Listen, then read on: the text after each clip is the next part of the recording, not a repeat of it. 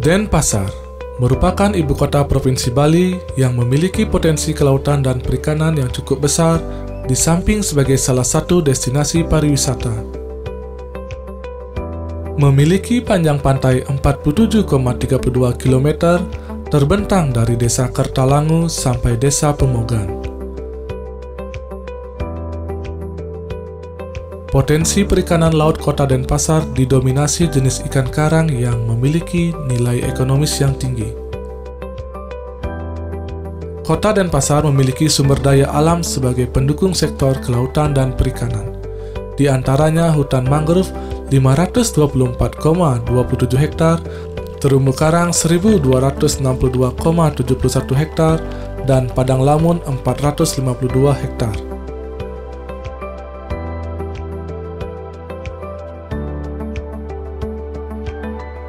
Salah satu desa yang memiliki potensi kelautan dan perikanan tinggi, serta pelaku utama sektor kelautan dan perikanan yang giat melakukan usaha dan pelestarian lingkungan adalah Desa Pemogan, Kecamatan Denpasar Selatan.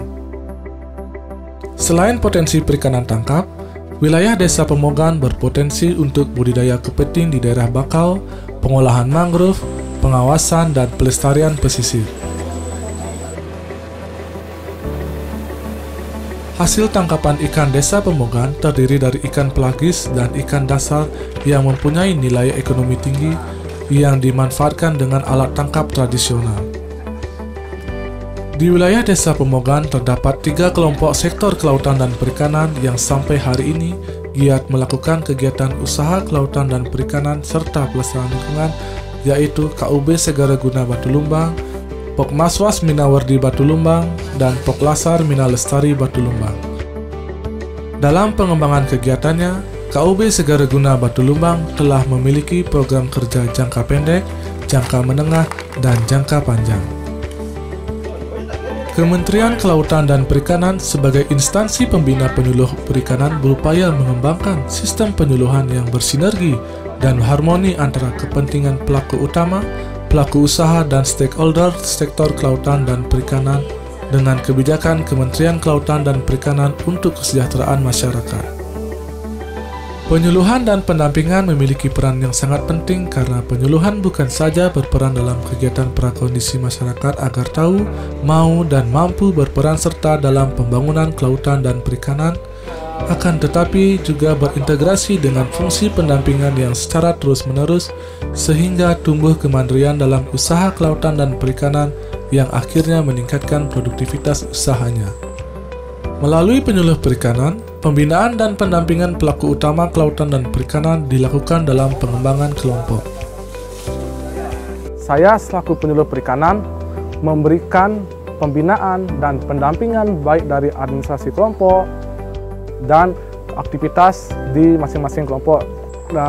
Di KUB Segaraguna Batu Lumbang, saya melakukan kegiatan dalam pendampingan terutama dalam pencatatan hasil tangkap nelayan, di mana saya harus rutin dalam catatan hasil tangkapan. Itu menandakan bahwa kelompok nelayan tersebut aktif dalam berkegiatan di sektor penangkapan ikan.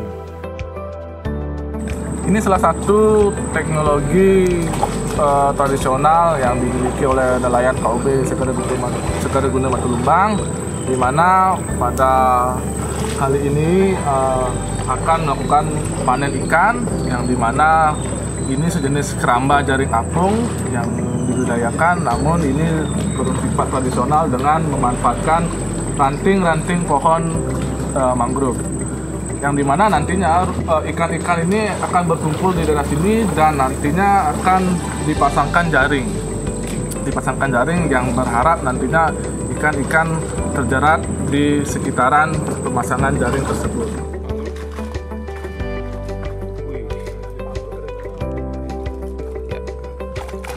Dinamika kegiatan kelompok saat ini sangat aktif dilakukan kelompok. Kami sebagai penyuluh perikanan memiliki kewajiban untuk membina kelompok ini hingga menjadi mandiri dan berwawasan. Memfasilitasi kelompok dengan pihak terkait juga kami lakukan. Sebagai indikator perkembangan kelompok dan keberhasilan penyuluhan perikanan, kami juga melaksanakan penilaian kelas dan peningkatan kelas. KUB Segara Guna Batu Lumbang saat ini telah berada pada kelas utama. KUB Segara Guna Batu Lumbang berhasil menyabet penghargaan Gubernur Bali sebagai juara 1 dalam lomba KUB Perikanan Tangkap Teladan di tahun 2009, menerima penghargaan Adi Bakti Mina Bahari sebagai KUB Perikanan Tangkap Teladan 2 tingkat nasional dari Menteri Kelautan dan Perikanan di tahun 2010. Kami Ketua KUB Segara Guna Batu Lumbang sekaligus pendiri, di mana kelompok kami dirikan tahun 2005, yang pada awal kami dirikan dengan 12 orang. Adapun aktivitas yang kami lakukan, yang pertama menjadi pokok daripada aktivitas kami adalah nelayan tangkap. Selanjutnya, kelompok kami juga melakukan kegiatan konservasi dan pelestarian di lingkungan kerja. Kebetulan kelompok kami berada di kawasan Tahura Ngurah Rai. Tentu suatu tempat yang luar biasa dan kami syukuri karena hutan mangrove ini juga memberikan banyak ekonomi, di mana kami tidak mengenal musiman sebagai para nelayan untuk di dalam penangkapan ikan.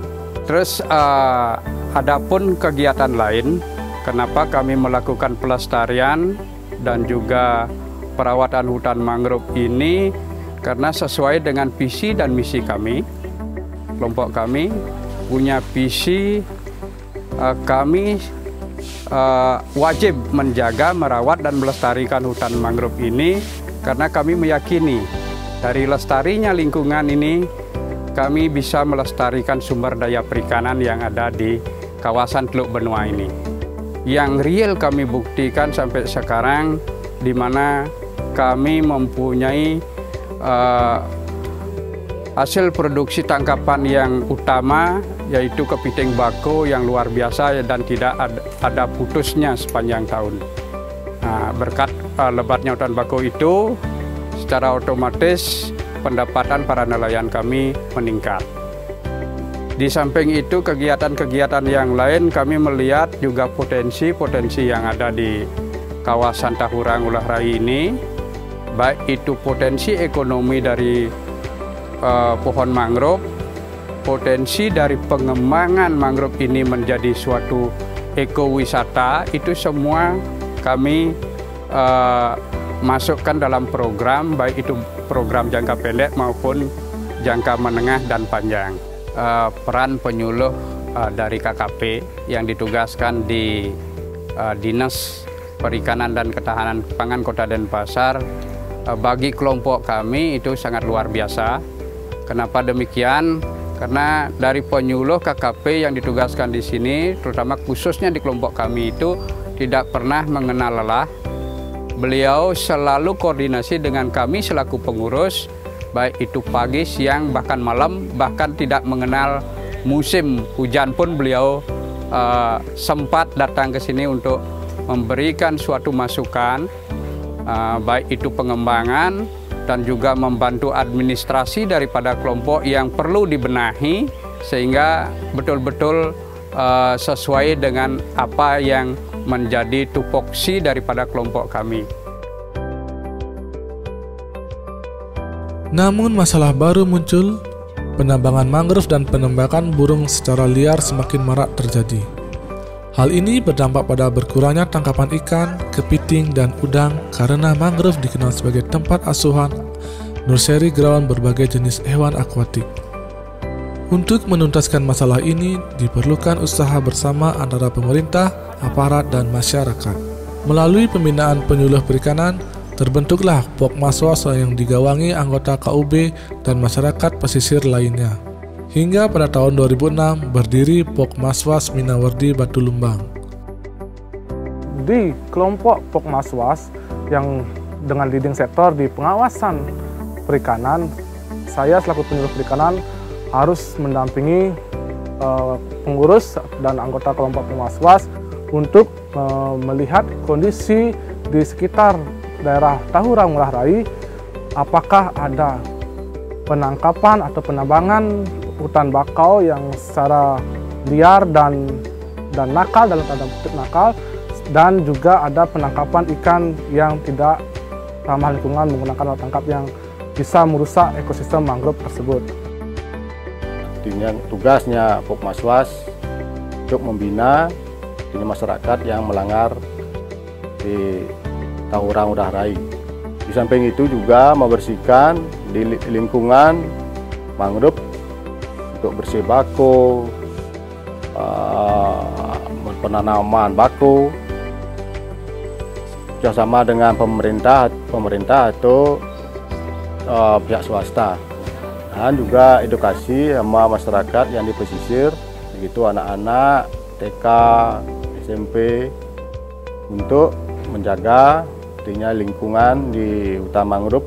Ada melakukan pertemuan kelompok rutin tiap bulan.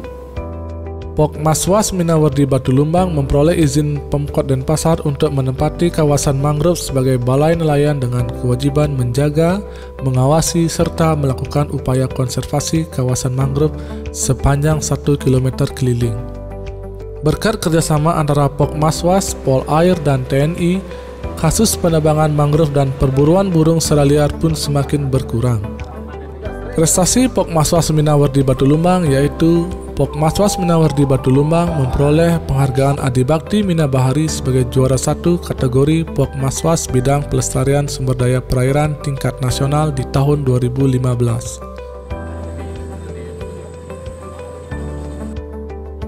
Seiring berjalannya waktu, kegiatan sektor kelautan dan perikanan berkembang di kawasan ini.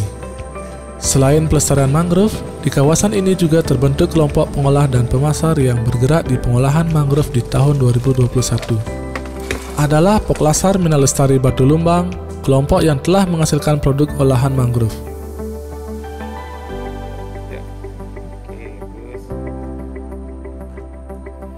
Olahan yang dihasilkan antara lain teh mangrove, kopi mangrove, stik mangrove, sirup mangrove, dan ekoprint.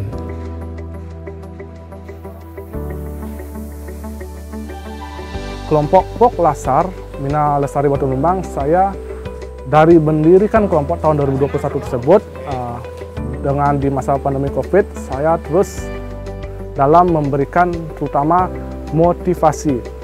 Motivasi ini sangat penting untuk mereka, karena apalagi di masa COVID tersebut, saya harus terus memberikan motivasi bahwasanya di mangrove ini bisa dimanfaatkan dan bisa memiliki nilai ekonomi yang tinggi yang nantinya bisa dipakai dalam mendongkrak ekonomi di keluarga masing-masing. Dan dengan disupportnya oleh CSR PT PLN Indonesian Power, maka dengan itu kolaborasi penyuluh perikanan dan CSR PT PLN Indonesian Power bisa berjalan dengan baik, dan sehingga kelompok pengolah ibu-ibu bisa terberdayakan sesuai dengan yang kita harapkan. Terbentuknya ibu-ibu Poklasar Mina Lestari Batu Lumbang di sini adalah dari masa pandemi kemarin, karena ibu-ibunya banyak yang kerjanya di pariwisata, jadi ibu-ibu di sini banyak yang dirumahkan. Jadinya kami sangat bersyukur sekali di masa pandemi ini kami diajak dibentuk di sini untuk mengolah buah mangrove. Yang kami olah di sini adalah HHBK-nya, yaitu hasil hutan bukan kayunya. Yang kami olah di sini adalah buah-buah dari mangrove itu sendiri. Dan untuk pemasarannya kami sudah melalui Tokopedia dan juga melalui event-event. Setiap event di sini kami selalu mendapatkan order. Semua sarana dan prasarana rumah produksi semua difasilitasi oleh Indonesia Power, dan kami juga bangga sekali bisa bekerja sama dengan Dinas Perikanan dan Ketahanan Pangan Kota Denpasar Dan untuk penyuluh perikanan di sini yaitu kami didampingi oleh Bapak Imade Satya Widnyana. Beliau di sini sangat berperan sekali karena setiap kami produksi beliau selalu hadir dan selalu memberikan dukungan dan motivasi. Bahkan beliau memberikan saran-saran yang lebih baik untuk kedepannya nanti. Kami sebagai penyuluh perikanan senantiasa berusaha untuk memberikan yang terbaik bagi pelaku utama dan usaha yang kami bina. Satmingkal Balai Besar Riset Budidaya Laut dan Penyuluhan Perikanan Gonol Bali selalu memberikan pendampingan, pembinaan kepegawaian, dan monitoring kinerja kepada seluruh penyuluh perikanan. Di era digitalisasi saat ini, tentunya kami harus dapat mengikuti kemajuan teknologi, informasi, serta akses komunikasi digital dalam kegiatan penyuluhan kelautan dan perikanan. Harapan kami sebagai penyuluh, binaan yang kami lakukan dapat memberikan manfaat sehingga kesejahteraan pelaku utama dapat tercapai.